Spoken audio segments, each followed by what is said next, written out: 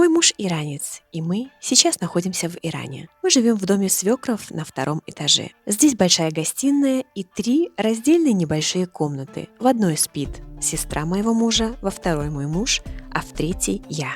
Я оккупировала эту комнату, где есть большой балкон. Сейчас конец осени и на улице прохладно. Так как в комнате отсутствует отопление, по ночам здесь достаточно холодно. Но мне нравится такая температура. Укрываюсь 2 одеялами и чувствую себя замечательно. Долгое время спала на душаке, матрасе. Сначала на одном, потом на 2. Со временем под утро стала мучить боль в грудном отделе позвоночника. Нашла в шкафу этот матрас на пружинах. Это наш матрас 15-летней давности, когда мы пожили 2 года здесь и уехали в Беларусь, так как я не смогла здесь прижиться. Вот он снова мне и пригодился. Муж спит отдельно, а я отдельно. У нас разные режимы сна и отдыха, он поздно ложится, да еще и храпит. Поэтому такой выбор стал для нас очень актуальным. 2 недели назад родители мужа уехали в столицу для удаления катаракты у свекра. Мы живем одни с сестрой мужа и получаю удовольствие от такой самостоятельной жизни. Нет, мне никто ничего плохого не сделал, со всеми у меня замечательные отношения. Муж обижается тому, что я радуюсь отсутствию его родителей. Ведь мы живем отдельно на 2 этаже, он мне говорит. Мы спим отдельно на 2 этаже, а жизнь и питание у нас совместное.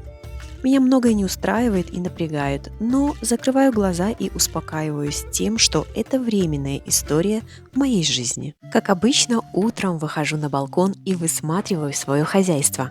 Совсем недавно к нашему дому прибилась кошка с 3 белыми котятами. Часто днем она выходит с ними на этот металлический козырек, который свекор установил в качестве защитного навеса от солнца и дождя для машин. Я стала подкармливать этих животных. До отъезда в столицу родителей мужа у меня произошел своеобразный конфликт с отцом мужа. В целом свекры отрицательно относятся к животным. Здесь это часто присуще выходцам из деревень. В их головы была заложена идеология о нечисти животных.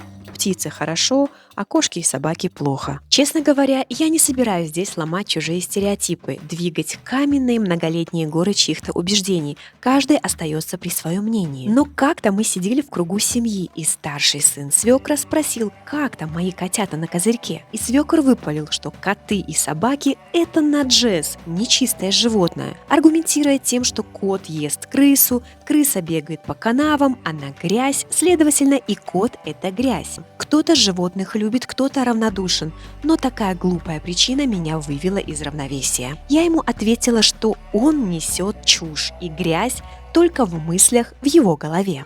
По местным меркам в границах данной семьи мои слова расценили как неуважение. Муж промыл мне мозги, что так и так, как я резко высказалась. Свекор 2 дня держал себя очень холодно со мной. Но потом купил коробку сладостей, я принесла ему чай, и вроде бы конфликт был решен. На завтрак мы обычно покупаем свежеиспеченный хлеб. Мы берем саньгак, он так называется от слова саньг – камень.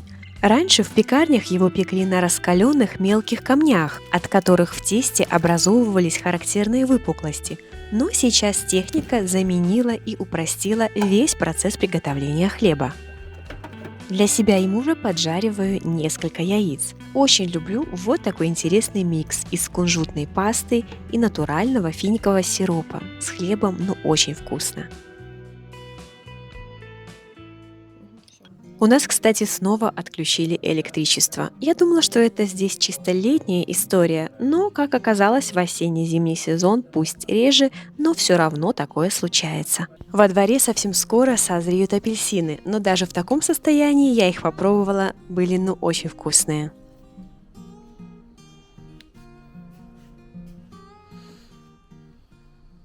Хотим выехать в центр города за небольшими покупками.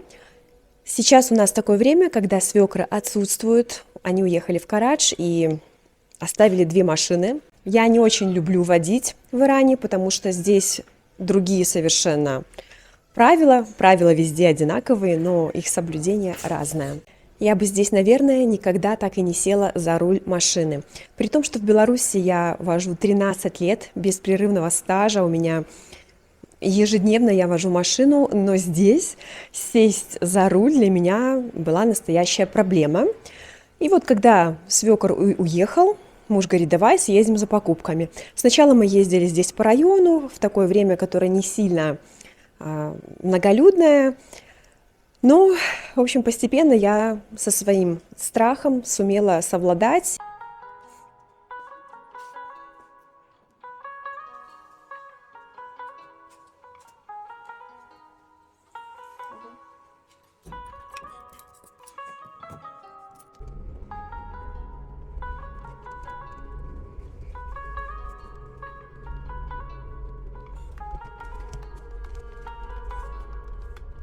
Здесь никто никого не пропускает.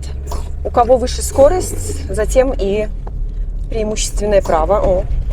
Ребята, самое главное, что даже у такой низкобюджетной машины, посмотрите, какая система антиугона. О, какой у свекра замок.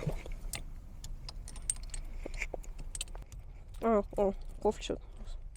Мы приехали в центр днем. Это лучшее время для прогулки, когда улицы пустые, но для покупок не лучший выбор, так как многие магазины закрыты. Вообще здесь работают кто как хочет. В основном открывают утром с 10 до часу и после обеда с 16 до 21 или 22. Сегодня мы направляемся в крупный магазин одежды по бюджетным ценам. Вечером в нем невозможно протолкнуться и километровая очередь к кассе. Поэтому решили посетить его днем. Холодная осень все ближе и ближе, поэтому сейчас самое время задуматься о теплой одежде. На этой улице, к счастью, более-менее широкая пешеходная зона, которую заужают местные продавцы, заставляя своим товарам проход. Но чуть дальше, вверх по улице, совсем печально. Там проход уже в 2 раза, да и уличные торговцы усугубляют ситуацию. В час пик вечером гулять совсем невозможно. Тебя несет поток толкающихся людей. С точки зрения городостроения и контроля за порядком на улицах, в нашем городе Харамабаде все очень и очень грустно.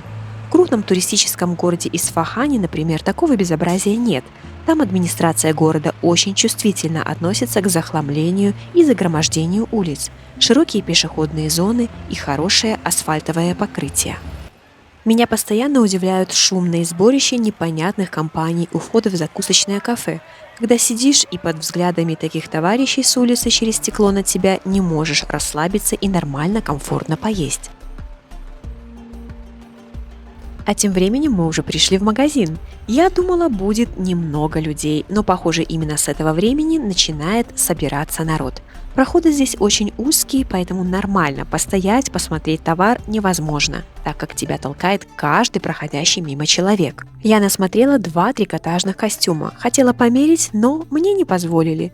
Это правило, существующее во многих магазинах, для меня культурный шок. Одежду нельзя мерить, приходится брать на глаз. Хуже этого еще и то, что нельзя сдавать обратно не подошедшую тебе одежду. В этом магазине сделали прям огромнейший шаг в сторону прав потребителя.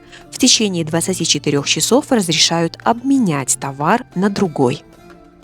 Меня просто выбесила одна мадам, которая буквально выхватила мои костюмы у меня из рук. Ну, конечно, до этого меня еще раз кочегарило то, что нельзя мерить. Можно заменить на что-то в течение 1 дня. То есть, если я сегодня взяла, мне не подошло, завтра могу заменить. В общем, шопинг был неудачный. Я не захотела брать, потому что уже столько здесь вещей набрала, которые я не ношу, которые прихожу домой, мне никак не сидят. Сейчас мы решили пообедать, потому что рано выскочили из дома, и здесь уже место нами насиженное. Мы неоднократно здесь покупали какие-то сэндвичи, и сегодня я повторила этот сэндвич с языком. Очень вкусный, сочный, мне здесь очень нравится. На обратном пути зашли в куриный магазин. Для себя взяла несколько филешек. Здесь меня поправили и сказали, что это не филе, это шницели. Окей, пусть будет так. Также беру для котов кончики куриных крыльев. Здесь это как мясной мусор, продают за копейки.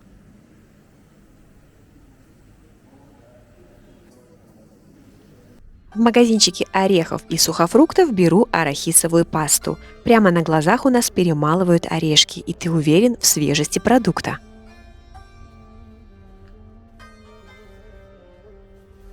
В городе можно часто встретить такие небольшие пекарни, которые выпекают сладости. Разнообразие везде одинаковое. Я выбрала печенье самое обычное, которое не самое сладкое. Была приятно удивлена, когда продавец насыпала немного печенья в пакет и передала его малоимущему мужчине преклонного возраста с тростью, который заглянул в магазинчик. Здесь это частая практика. На витринах пекарен по выпечке лаваша часто висят листовки, где написано, что нуждающимся лаваш дают бесплатно.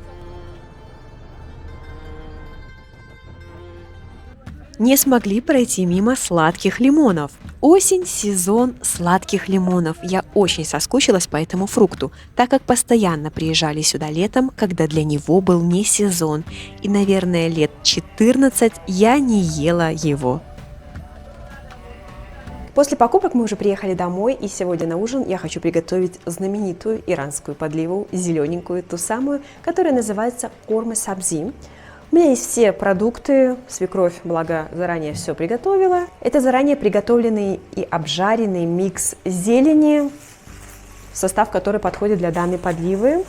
Также кусочки баранины, я уже все разморозила, и фасоль, и луковица. Вот и все, что понадобится нам для этой подливы.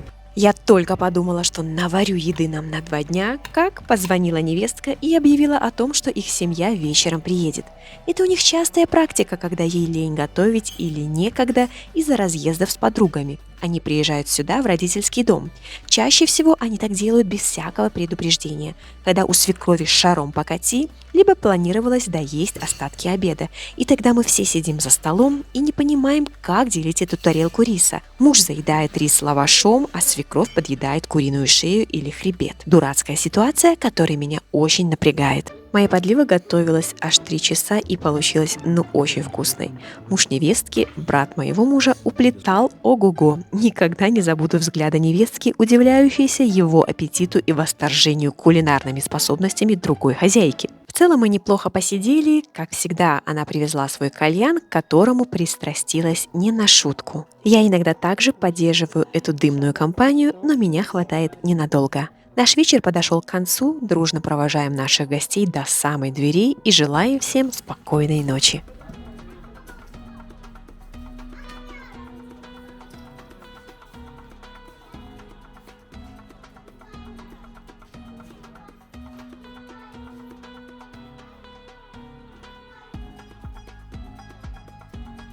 Так прошел мой первый день недели, а мы с вами увидимся завтра.